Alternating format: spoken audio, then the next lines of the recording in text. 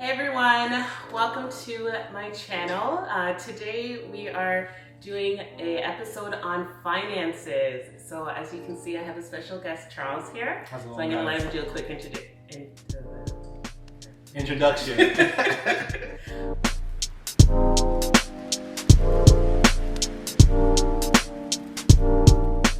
How's it going, guys? As Tori said, my name is Charles. I'm a mortgage and lending specialist.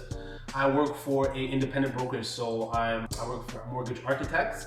And yeah, as I said, I'm a mortgage and lending specialist, so I cover everything from residential to the commercial side as well. So today we are going to give some tips for new home buyers. So we're going to go over some tips. I have some questions I'm going to ask Charles, and he's going to give his advice and let you guys know what to do. So first question is, how much money should you have for a down payment? All right, so that's a really good question. I get that a lot. I would always recommend at least, well, the minimum you can put down is 5% on any home. So if you are looking around the market for a home, all right, the least amount of money you want to have secured, liquidated in your bank account is 5% of that purchase price, all right, but also 1.5%. Because people forget to add in closing costs as well. So that's like your land transfer tax, etc., right? So all in all, I would say probably just to be on the safe side, 6.5% to 7% of whatever the home value is what you want to have saved up. Awesome. So another question I get asked a lot is, where can you get the money from? So on your first home, you can source the down payment, all right, anywhere from obviously your personal bank accounts, so savings, checkings, RSPs, GICs, any sort of investment funds that you may have under your name. And you can also borrow the funds from a family member or friend, all right, to source that first home purchase. Now, specifically for your RSPs, you individually can liquidate up to $35,000 penalty free in order to source that down payment, and that is with you and your significant other. If you're purchasing a home with a girlfriend or significant other or boyfriend, vice versa, you each can take $35,000 out of your own individual RSPs, so a total of $70,000, and use that as a down payment. So could you touch on what's the difference between the frequencies of payments, maybe what the options are? Right, so you have an option to make bi-weekly payments, semi-monthly payments, and or monthly payments, all right? Now, all it is your monthly payment technically divided by 2 when it comes to those bi-weekly and semi-monthly payments. But yeah, it's really, I would say, relative to the person, right? If you're someone who gets paid once a month, then maybe the monthly payments are better for you because it's easier just to keep in track of your finances and stuff like that.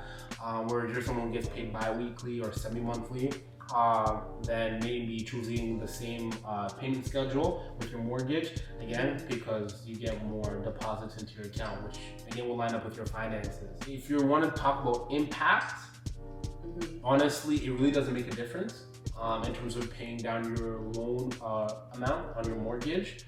I would say using the prepayment penalties, all right? So every mortgage that you get, whatever lender you work with allows you a certain percentage that you can prepay every year, all right? Generally, it's 20%, most lenders, right? So that's 20% extra deposits you can put down on a yearly basis without getting charged an extra penalty or fee for paying off your mortgage early. So if you want to pay your mortgage out fast, I'd probably say use that 20% or as much as you can, obviously.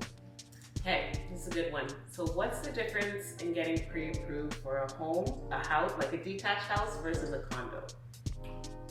There really honestly isn't that much of a difference, right? Only thing you have to take into consideration is condos, you have condo fees, right? So in terms of, we'll probably get to this a little bit later, your gross debt service ratios. So the carrying cost to actually carry a mortgage on a condo, you have additional fees, those condo fees. Whereas obviously a detached home doesn't have doesn't have condo fees. Right. Yeah. So if it's a situation where someone has maybe a lot of money saved up or something like that, yeah.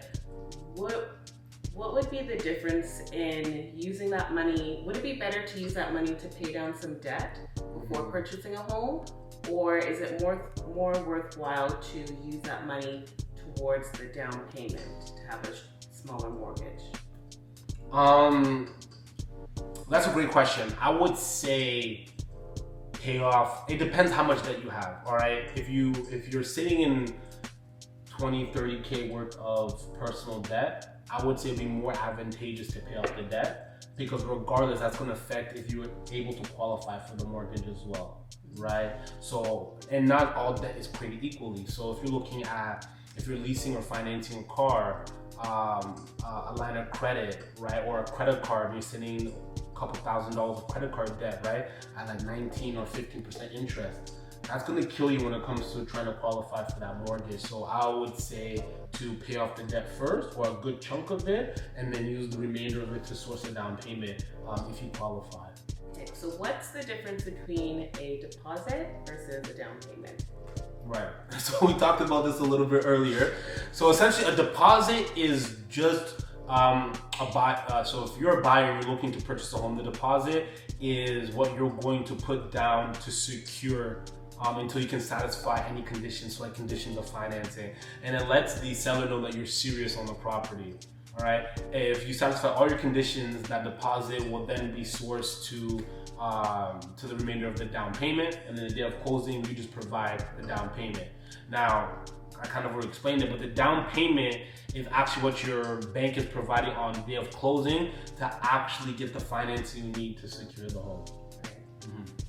And that's very important. Like Charles said, a lot of people get confused because they think they just need to pay the deposit, right, and then they forget about the down payment. Correct. But the good thing is, even when you make that deposit, when you put in the offer, that deposit amount goes towards the amount of the down payment.